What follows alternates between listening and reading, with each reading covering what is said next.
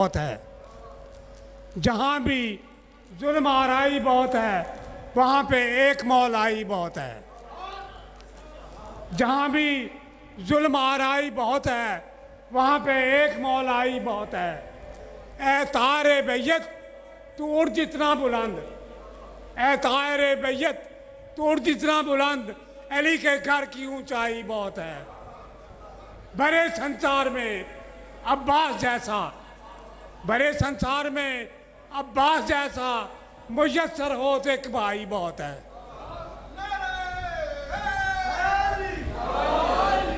ایک ہندو شاعر ہے، وہ کہتا ہے اے حسین تو مسلمان میں کیوں آیا،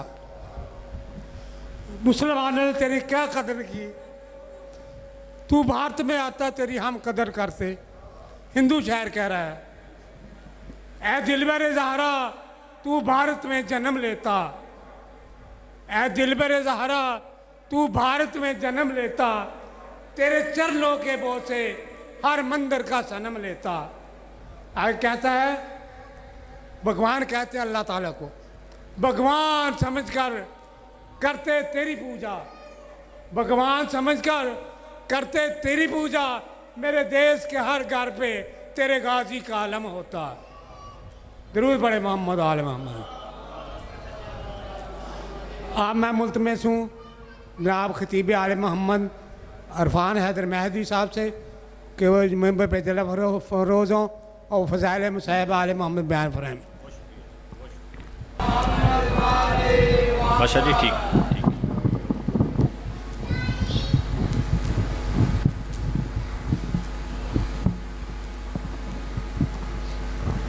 بسم اللہ الرحمن الرحیم، ان اللہ وملائکتہ یصلون علی النبی یا ایہا الذین آمنوا صلوا علیہ وسلموا تسلیما۔ درود پڑھیں محمد و آل محمد۔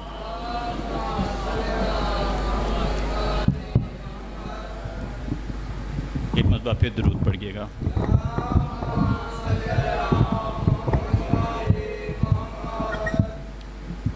اعوذ باللہ من الشیطان الرجیم، بسم اللہ الرحمن الرحیم،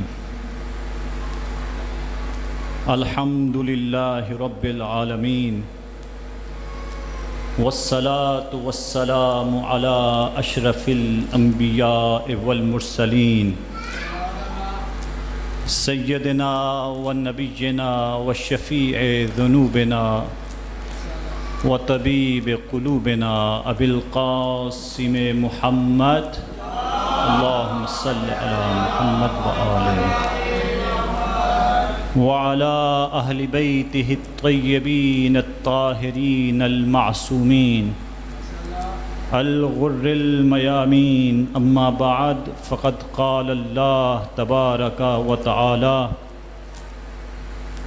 إلى الرسول، وقال الرسول صلى الله عليه وآله وسلم،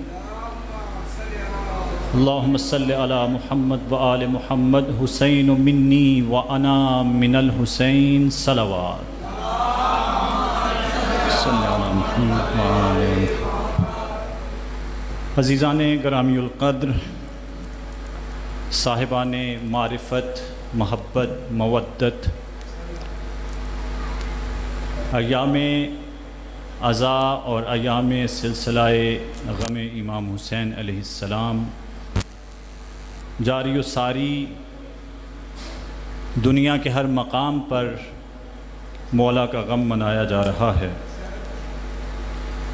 اور ہم بھی اسی اثناء میں جو حضرات باہر موجود ہیں وہ اندر آ جائیں، آپ ذرا آگے تشریف لے آئیں، اور برائے مہربانی احترام مجلس کے ملحوظ خاطر پنڈال سے بار بار اٹھنا اور بیٹھنا اس عمل کو ترک کریں، تاکہ توجہ مرکوز ہوتے ہوئے امام حسین علیہ السلام کا ذکر ایک معیار اور محور کے مطابق کیا جا سکے۔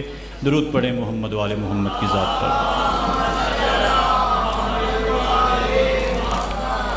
آج کوئی بہت زیادہ خطابت کے جوہر دکھانا مقصود نہیں ہوگا، کیونکہ ہمارے پاس مہمان بھی ہیں اور اخلاقی تقاضا یہ ہے کہ انہیں وقت دیا جائے۔ انشاءاللہ تعالی امام کے ہاں نام لکھوانے کے لیے، نام درج کروانے کے لیے آپ کی خدمت میں حاضر ہوں، اور اسی اثناء میں حدیث پیغمبر صلی اللہ علیہ وآلہ وسلم کی تلاوت آپ کے سامنے فرمائی ہے کہ جو ہمارے بچوں کے ذہنوں پر بھی سرخ، سیاہ، سفید ہر قسم کے رنگ سے لکھی ہوئی ہے کہ حسین منی و انا من حسین۔ آج دنیا کو ضرورت ہے کہ امام حسین علیہ السلام کی معرفت کروائی جائے، کیونکہ حیرت کی بات یہ ہے کہ صدیوں سے ہمارے مولا کا ذکر غم حسین جاری و ساری ہے اور چلتا چلا آ رہا ہے، لیکن اس کے باوجود معاشرے میں ہمیں ایسے افراد ملتے ہیں کہ جو آج بھی عرفان حسین سے غافل ہیں۔ یعنی حیرت کی بات ہے کہ جس حسین کا ذکر 1400 سال سے چلتا چلا آ رہا ہے اور افزون بر افزون، اضافہ بر اضافہ پھیلتا چلا جا رہا ہے، معاشرے میں آج بھی اس طرح کے افراد موجود ہیں کہ جو امام حسین کی معرفت ہمارے مولا کے عرفان سے بالکل ناآشنا ہیں۔ اور یہ بدبختی ہے، یعنی بنگال کے ہندوؤں کو پتہ ہے کہ حسین کون ہے، یا انگلستان کے انگریزوں کو معلوم ہے حسین کون ہے، تھائی لینڈ میں چلے جائیں، کوریا میں چلے جائیں، چائنا، جاپان، جہاں چلے جائیں، بدھ مت مذہب رکھنے والے افراد کو معلوم ہے کہ حسین کون ہے۔ لیکن جہاں پر حسین کو معلوم ہونا چاہیے تھا، یعنی عالم اسلام میں، عالم اسلام کی دنیا میں حسین کو وہ معرفت حاصل نہیں ہے، اور نہ ہی لوگوں کے درمیان یہ عرفان موجود ہے کہ وہ ہمارے مولا کو جان سکیں۔ حالانکہ رسول کا یہ فرمان ہر قسم کی کتاب حدیث میں موجود ہے کہ حسین منی و انا من حسین، حسین مجھ سے ہے اور میں حسین سے ہوں۔ اب اس دنیا میں حسین کی پہچان نہیں ہے کہ جہاں پر لوگ اسی رسول کا کلمہ پڑھتے ہیں، یعنی یہ کوئی نئی دنیا نہیں ہے۔ مجھے ذرا ایک اور انداز سے گزرنا ہے، شاید آپ کی توجہ حاصل نہ کر سکوں، لیکن پیغام دے کر گزر جانا ہے۔ یہ وہ دنیا ہے میرے عزیزو کہ جہاں پر اسی رسول کا کلمہ پڑھنے والے موجود ہیں، اسی رسول کے دیے ہوئے طریقے پر اپنی عبادت انجام دینے والے موجود ہیں، اسی رسول کی دی ہوئی نماز پڑھتے ہیں، اسی رسول کی دی ہوئی اذان دیتے ہیں، اسی رسول کی دی ہوئی اقامت کہتے ہیں، یعنی تمام شریعت اسی رسول کی دی ہوئی جس پر یہ عمل کرتے ہیں، لیکن پھر بھی غافل ہیں، انہیں یہ معلوم نہیں کہ یہ حسین کون ہے۔ او بابا، جس صاحب رسول کا کلمہ پڑھ رہا ہے، تجھے جب یہ ہی نہیں پتا کہ وہ رسول کس میں سے ہے، تو ہے تجھے جب یہی اندازہ نہیں کہ وہ رسول جس حسین میں سے ہے وہ حسین کون ہے، تو پھر تیرا دین کس کام آ سکتا ہے؟ تو لہٰذا آج کی دنیا میں ایسے افراد موجود ہیں کہ جنہیں حسین علیہ السلام کی معرفت نہیں ہے۔ خیر، آگے بڑھتے ہیں۔ کسی بھی انسان کی معرفت حاصل کرنی ہو تو 6 مراحل درکار ہوتے ہیں۔ توجہ ہے؟ سب سے پہلا مرحلہ انسان کے ماحول کا مرحلہ، یعنی جس ماحول میں انسان رہا، جس ماحول کا وہ نتیجہ ہے، وہ ماحول کیا تھا۔ دوسرا مرحلہ کہ خود قرآن مجید معرفت کروائے آیات کی صورت میں کہ حسین ابن علی کون ہے۔ تیسرا مرحلہ کہ نبی خدا خاتم الانبیاء ہمارے پیغمبر نے خود اپنی احادیث کی صورت میں امام حسین علیہ السلام کی معرفت اور تعارف کیا کروایا. چوتھا مرحلہ کہ پیغمبر کے ارد گرد بیٹھنے والے جو افراد جو اصحاب تھے انہوں نے حسین کو کس طریقے سے بیان کیا ہے. پانچواں مرحلہ آتا ہے اقوام عالم کا، یعنی مؤرخین نے اپنی تاریخ میں حسین علیہ السلام کے لیے جو خاکہ کھینچا ہے وہ کیسا ہے. اور چھٹا مرحلہ آتا ہے خود امام حسین علیہ السلام کی ذات کا، کہ اس میں اللہ نے وہ کون سے اشراف، وہ کون سے فضائل شامل کیے کہ جن کا احاطہ کرنے سے ہمیں حسین کی معرفت حاصل ہو جائے گی. عزیزو، اب یہ ایک ایسا موضوع ہے کہ عشروں کے عشرے بھی کم پڑ جائیں اس پر بات کرنے کے لیے. میں نے ان تمام مراحل میں سے، فرامین رسول میں سے صرف ایک فرمان لیا ہے کہ حسین منی و انا من حسین، حسین مجھ سے ہے اور میں حسین سے ہوں. بلکہ روایت اس کے آگے بھی ہے کہ احب اللہ من احب الحسین، اللہ اس سے محبت کرتا ہے اور کرتا رہے گا. یعنی یہ جو صیغہ ہے یہ صیغہ ہے مضارع کا، اور مضارع کا صیغہ عربی گرامر میں ماضی، حال اور مستقبل تینوں پر دلالت کرتا ہے. یعنی جب سے اللہ اللہ ہے، حالانکہ اللہ کے لیے لفظ جب، تب، کب، اب یہ مستعمل نہیں ہو سکتے، استعمال نہیں ہوتے، لیکن پھر بھی صیغہ مضارع کا ہے. یعنی جب سے اللہ اللہ ہے، کسی اور سے محبت کرے یا نہ کرے لیکن محب حسین سے محبت کر رہا ہے.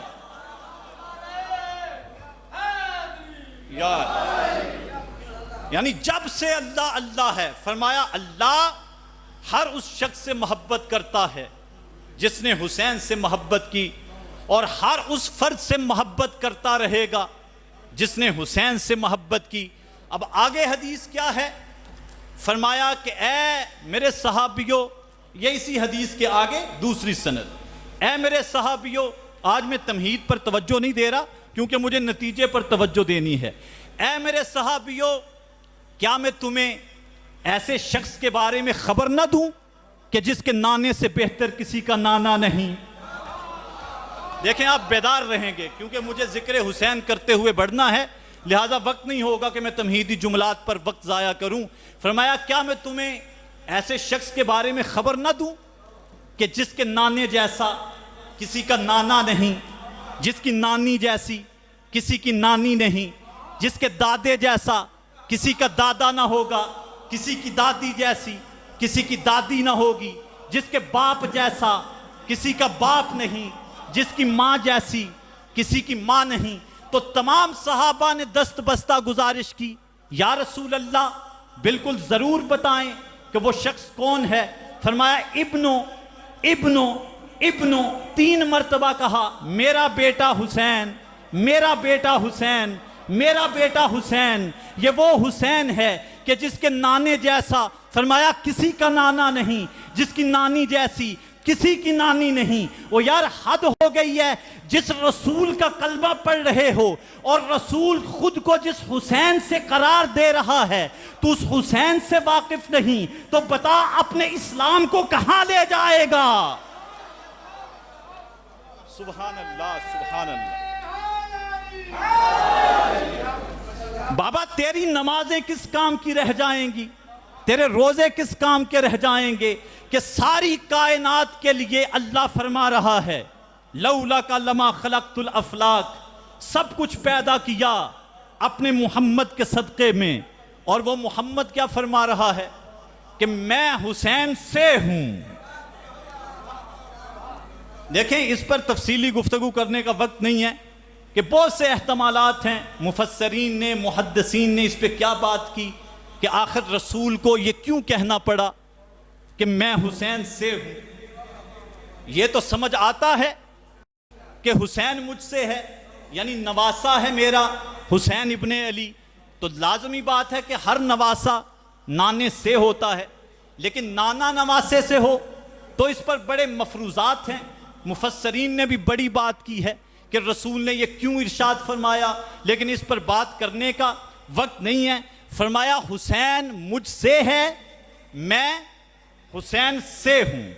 تو اللہ نے وہ امتیاز عطا کیا ہمارے مولا حسین کو. ایک روایت کی سند یہ کہ تمہیں ایسے شخص کی خبر نہ دوں جس کے نانے سے بہتر اللہ نے کسی کو نانا نہ دیا، جس کی نانی سے بہتر کسی کو نانی نہ دی.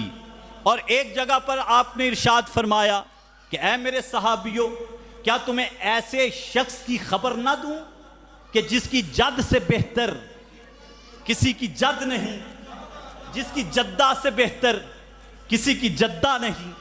اب جد اور جدہ کا لفظ یہ عرفاً اور معمولاً دادا اور دادی کے لیے استعمال ہوتا ہے، نانا اور نانی کے لیے استعمال نہیں ہوتا. لیکن بہرحال مقصود جو بھی ہو، رسول کہنا یہ چاہ رہے ہیں کہ جو امتیاز، جو فضیلت، جو شرف، جو وجاہت اللہ نے حسین کے خاندان کو عطا کی ہے، کائنات میں وہ کسی خاندان کے پاس وجاہت موجود نہیں ہے. اس لیے کہ نانا وہ ہے کہ جس کو اللہ نے خاتم الانبیاء بنا کر بھیجا ہے. نانا وہ ہے جس کو اللہ نے سید المرسلین بنا کے بھیجا ہے. نانا وہ ہے کہ جو زمین پر ہو تو کائنات کی جان ہے، عرش پر ہو تو صاحب معراج ہے. اور بابا نانا وہ ہے کہ جس کی خدمت میں فقیر آ جائے تو ابو ذر بن جائے. نانا وہ ہے جس کی خدمت میں فقیر آ جائے تو ابو ذر بن جاتا ہے، جس کی خدمت میں فارسی آ جائے تو محمد ہو جاتا ہے.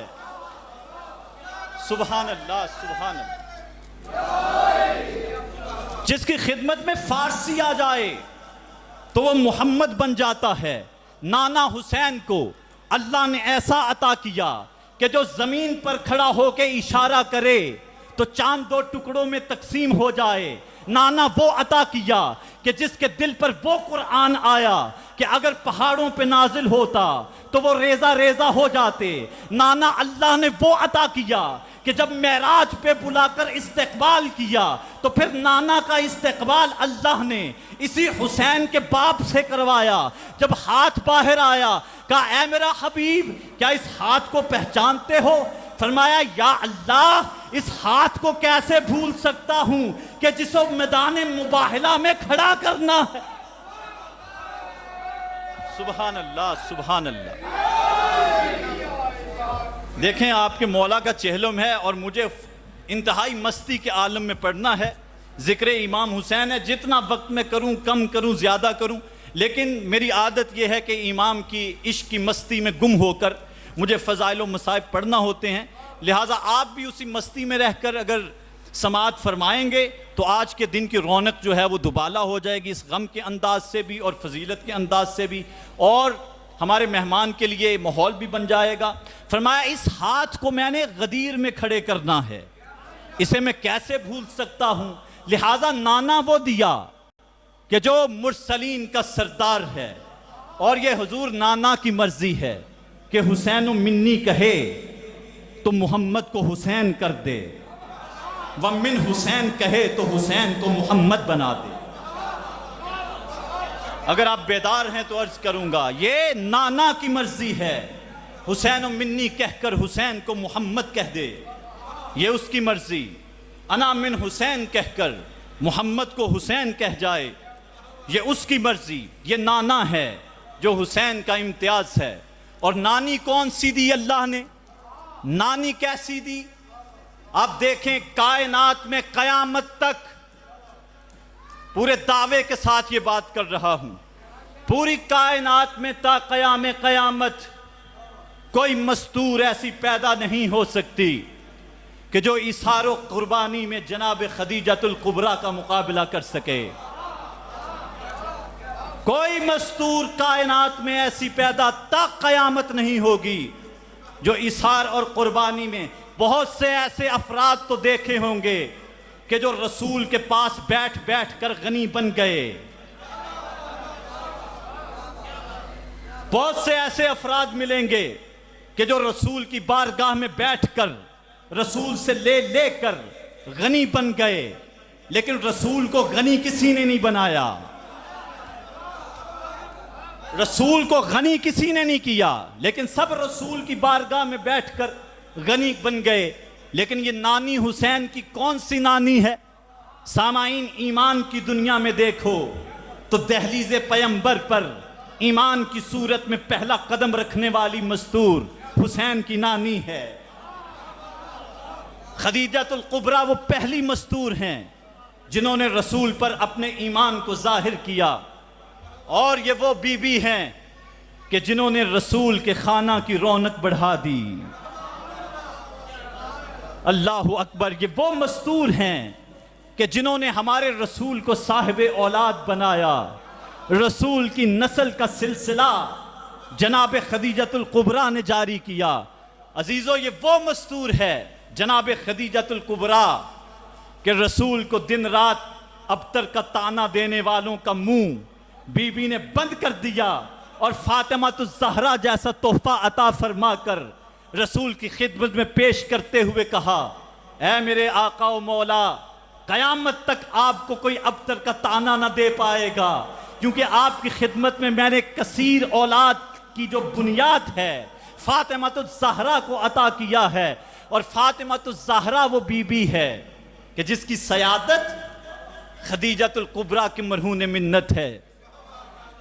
حسین کی نانی وہ بی بی ہے کہ اللہ نے جس کو سیادت کا شرف دیا اور ساری کائنات کی مستورات کو رعایا بنا دیا. اور یہ سیادت کا شرف فقط جناب خدیجۃ الکبریٰ تک محدود نہیں، بلکہ قیامت تک جو بھی اولاد جناب فاطمہ الزہرا ہے، جو بھی سید ہیں، ان کے ساتھ اللہ نے اس سیادت کو خاص کر دیا. یہ شرف ہے جناب خدیجۃ الکبریٰ کا کہ سیادت بی بی سے چلی اور بی بی سے چل کر جناب زہرا تک آئی. اور شرف کیا ہے؟ اللہ نے اپنے حبیب پر جو احسان جتوائے، فرمایا اے میرا حبیب، ان میں سے ایک احسان یہ ہے وَوَجَدَكَ عَائِلًا فَأَغْنَا، جب تجھے فقیر دیکھا تو میں نے غنی کر دیا. عزیزو، غنی خدیجہ نے کیا تھا، لیکن اللہ نے فرمایا اے میرا حبیب میں نے غنی کیا. یعنی اللہ نے جناب خدیجۃ الکبریٰ کے عمل کو قرآن میں اپنا عمل کہہ کر پکار کے کہا کہ میں نے غنی کیا. تو آپ نے بہت سے افراد دیکھے ہوں گے جو یہ کہتے ہیں کہ فلاں نے ہمارے رسول کو اپنے گھر کا مال دے کر غنی کر دیا، فلاں نے آدھا مال دیا اور غنی کر دیا، فلاں نے پورا مال دیا غنی کر دیا. لیکن کائنات جانتی ہے، قرآن جانتا ہے، رحمان جانتا ہے کہ رسول کو غنی کرنے والا کوئی اور نہیں بلکہ حسین کی نانی خدیجہ ہے. اللہ اکبر.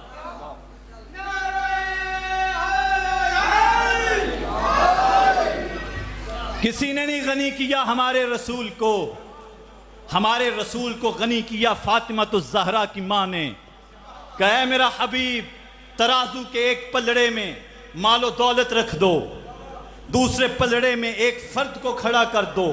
کہ جب تمہارا وزن برابر ہو جائے کلمہ پڑھو، دولت اٹھاؤ اور چلتے بنو. رسول کو غنی بن کر دیکھنا اور دیکھتے ہوئے رسول کو قبول کرنا یہ اور بات ہے. لیکن عالم فقر میں رسول کو دیکھ کر، جب رسول کے دامن میں کچھ نہیں، بی بی کا خلوص ایمان سے رسول کو غنی کرتے ہوئے رسول کے لیے اپنا عقد پیش کرنا، یہ اور سیادت ہے کہ جو حسین کی نانی کا امتیاز ہے. عزیزو، حسین کا دادا کون ہے؟ میرا خیال ہے کہ ایمان جناب ابو طالب پر گفتگو کرنے کی گنجائش نہ ہوگی، لیکن گفتگو کروں گا. حیدر صاحب، میں نے آپ سے ربائی سننی ہے کیونکہ آپ مدتوں کے بعد ملتے ہیں، آپ کو یاد نہیں ہوتا. ہمیں یاد رہ جاتا ہے جناب ابو طالب پر ایک ربائی میں نے آپ سے سننی ہے اور مومنین کی نظر کروانی ہے، تیرے منہ تے وہ لازمی آپ نے ربائی سنی، اور آپ کی ربائی کے لیے میں مولا کے چند فضائل ایک دو جملوں میں آگے بڑھ رہا ہوں۔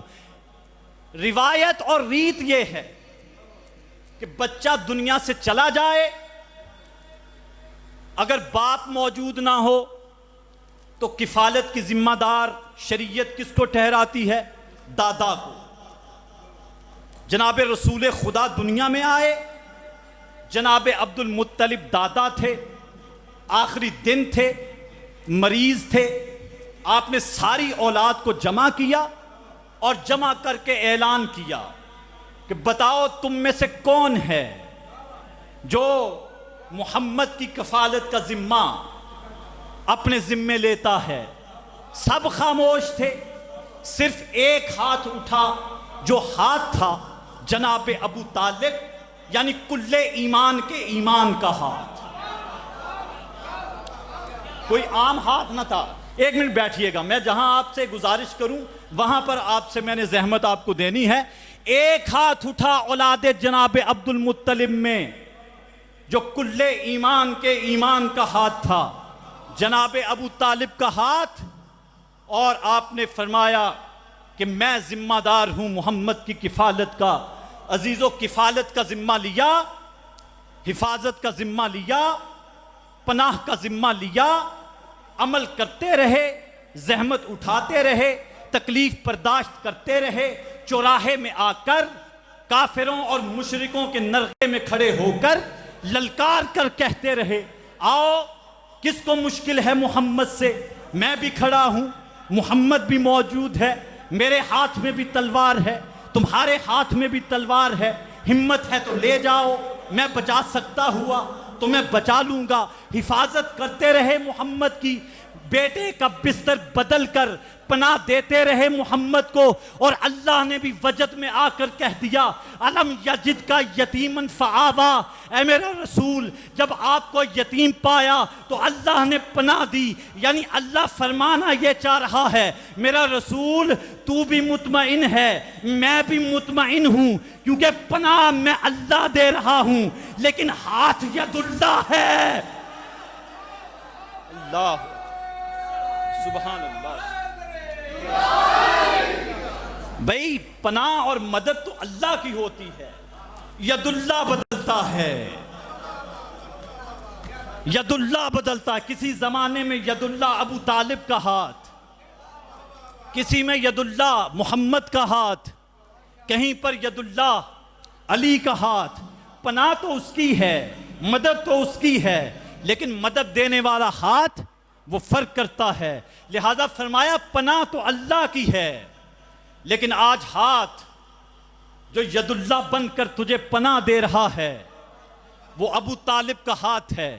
عزیزو، پناہ دی جناب ابو طالب نے، یعنی حسین علیہ السلام کے دادا نے۔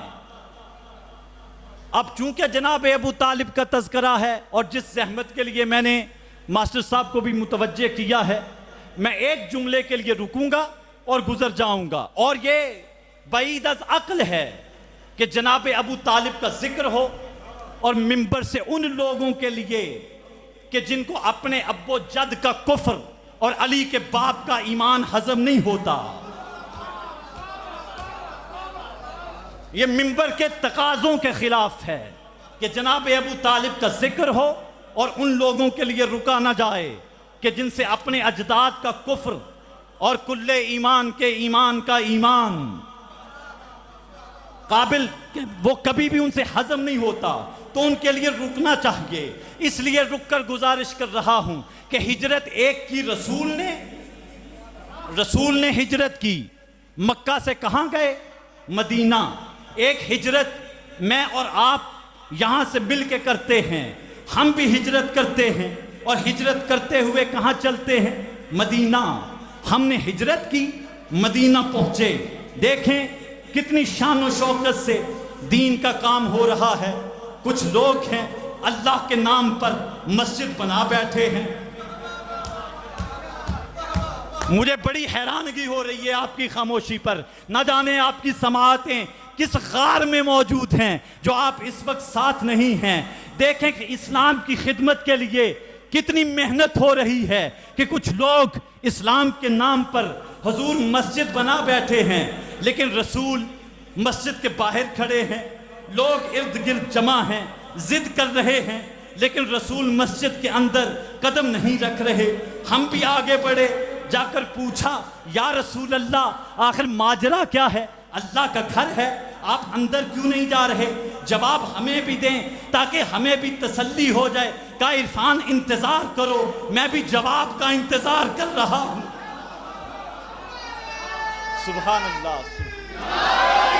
کہا تھوڑی دیر انتظار کرو, میں بھی تو جواب کا منتظر ہوں. کہ اتنے میں جبرائیل نازل ہوا اور آ کر فرمایا والذین اتخذوا مسجدا زرارا, اے میرا رسول جن لوگوں نے مسجد زرار بنائی ہے وکفرا وتفریقا, میں اللہ بتا رہا ہوں کہ یہ مسجد نہیں بلکہ یہ کفر کی آماجگاہ ہے. یا اللہ تیرا عبادت خانہ ہے, یا اللہ تیرا گھر ہے, تو اسے کفر کی آماجگاہ کیوں فرما رہا ہے؟ کہ عرفان خاموش ہو جاؤ. جہاں علی کے خلاف منصوبہ سازی ہو وہ میرا گھر نہیں ہوتا بلکہ کفر کی آماجگاہ. اللہ اکبر.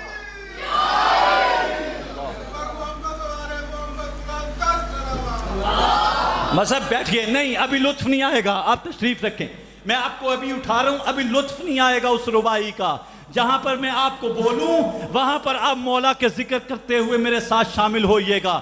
کہا ہے میرا رسول وَكُفْرًا وَتَفْرِيقًا, یہ انہوں نے کفر کے لیے اور مومنین میں فرقہ ڈالنے کے لیے بین المؤمنین, مومنین میں فرقہ واریت وحدت کو توڑنے کے لیے یہ چاہتے ہیں محمدی پھر فارسی ہو جائے. یہ چاہتے ہیں ابا ذر پھر فقیر ہو جائے. یہ مومنین میں نفرت اور فرقہ واریت ایجاد کرنے کے لیے انہوں نے مسجد بنائی ہے. لا تقم فیہ ابدا, میں اللہ تمہیں حکم دے رہا ہوں کہ کبھی اس مسجد کے اندر داخل مت ہونا کیونکہ یہ کفر کی آماجگاہ ہے. اچھا یا اللہ داخل نہیں ہونا تو پھر کیا کروں؟ کہا اسے مسمار کر دو, اس کو زمین کے ساتھ ہموار کر دو, اسے مسمار کر دو, اس کو مٹا دو, اس کا نام و نشان نابود کر دو. یا اللہ نابود ہو گیا. اصحاب نے پوچھا یا رسول اللہ چھت باقی ہے, چھت کا کیا کریں؟ کہا جلا دو, نظر آتش کر دو, چھت بھی باقی نہیں رہنی چاہیے. صحابیوں نے چھت کو جلا دیا. آپ کو یاد ہوگا کہ جو فتنہ ہوتا ہے اسے آگ لگا کر جلایا جاتا ہے. ایک سامری کا فتنہ تھا, اس کو بھی آگ لگائی گئی. ایک یہ فتنہ مسجد زرار تھی, اس کو بھی آگ لگائی گئی. لیکن ایک فتنہ میرے عزیزو جمل میں آنے والا اونٹ تھا. صحابی نے پوچھا یا علی بی بی تو چلی گئی, اونٹ کا کیا کریں؟ کہا آگ جلا دو, کہا آگ لگا دو. خیر میں رکتا نہیں کیونکہ مجھے پتا ہے کہ جہاں تک ذہنوں کی پرواز نہیں ہے وہاں پر خاموشی رہ جائے گی. علی نے کہا اس اونٹ کو آگ لگا دو کیونکہ یہ فتنہ ہے. آگ لگا دی گئی, مسجد چھت کو بھی آگ لگا دی گئی. جب آگ لگ چکی تو اب میں ایک بات پوچھنا چاہتا ہوں, آپ آمادہ ہو جائیے گا. ایک بات پوچھنا چاہتا ہوں ان مسلمانوں سے کہ جو علی کے باپ کے ایمان پر شک و تردید میں مبتلا ہیں کہ بابا اللہ جب اسلام کے نام پر بنی ہوئی منافقوں کے ہاتھوں سے ایک مسجد کو قبول نہیں کرتا تو پھر اگر ابو طالب کافر تھا تو پھر اپنا محمد ابو طالب کے دسترخوان پر پالنا گوارا کیسے؟ سبحان اللہ, سبحان اللہ, سبحان اللہ, سبحان اللہ.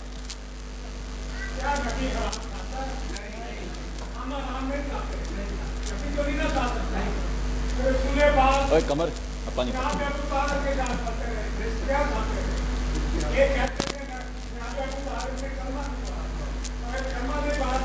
تو سبحان اللہ سبحان اللہ خان کسی غیر مسلم اللہم صلی اپنا اللہ نکاح رکھتے ہیں کیوں نہیں کرتے؟ جو مسلمان نہیں ہیں ہمارے نبی پاک کا نکاح اللہ ہمارے نبی پاک کا نکاح جناب ابو طالب نے پڑھایا. مار صاحب یہ وضاحت نثر کی مجھے کرنے دیں، آپ ربائی سنائیں. اسی دن میں یہ بھائی ہے کہ پاک عمران کی جتی کو کائنات کی ہر جگہ سبحان اللہ سبحان اللہ پاک عمران کی جتی کو کائنات کی ہر جگہ کوئی شان کے دایا کرتے کوکر ملوان سبحان اللہ سبحان اللہ شان کے دایا کرتے کرتی کوکر ملوان ہزارہ اور میرے ہاتھ سے لکھ کر لانے کا وہ میرے ہاتھ سے جو ہے سبحان لانے کا اور تیرے منہ کے لاکھ کا سبحان اور تجھے منہ کہاں پر آتا ہے وہ تو پتر ایمان دے پارا. سبحان اللہ سبحان اللہ سبحان اللہ سبحان اللہ نبی کو وہی پاتے ہیں جو نام علی سن کے مچل جاتے ہیں. سبحان اللہ سبحان اللہ اللہ اور نبی کو وہی پاتے ہیں جو نام علی سن کے مچل جاتے ہیں. اشتاق جو رکھتے ہیں بغض علی ابن ابی طالب سے نتیجہ یہ ہے کہ وہ دائرہ اسلام سے نکل جاتے ہیں. سبحان اللہ سبحان سبحان اللہ. جناب ابو طالب نکاح خانے پیغمبر اور شریعت کا یہاں پر ایک مسئلہ بیان کرتا چلوں. عزیزو شریعت کا مسئلہ یہ ہے کہ جیسے تمام دنیا جانتی ہے اور نوشتہ دیوار ہے کہ جناب ابو طالب نے ہمارے رسول کا نکاح جناب خدیجہ سے پڑھایا، تو یہاں پر شریعت کا مسئلہ یہ ہے کہ اگر دولہا صحیح مخارج کے ساتھ خود خطبہ نکاح پڑھ سکتا ہو، توجہ ہے، اگر دولہا خود خطبہ نکاح کے صیغے پڑھ سکتا ہو تو شریعت کا عام و خاص مسئلہ یہ ہے کہ وہ خود اپنا خطبہ نکاح پڑھنا اس کا افضل ہے بجائے اس کے کہ کوئی اور اس کا خطبہ نکاح پڑھے.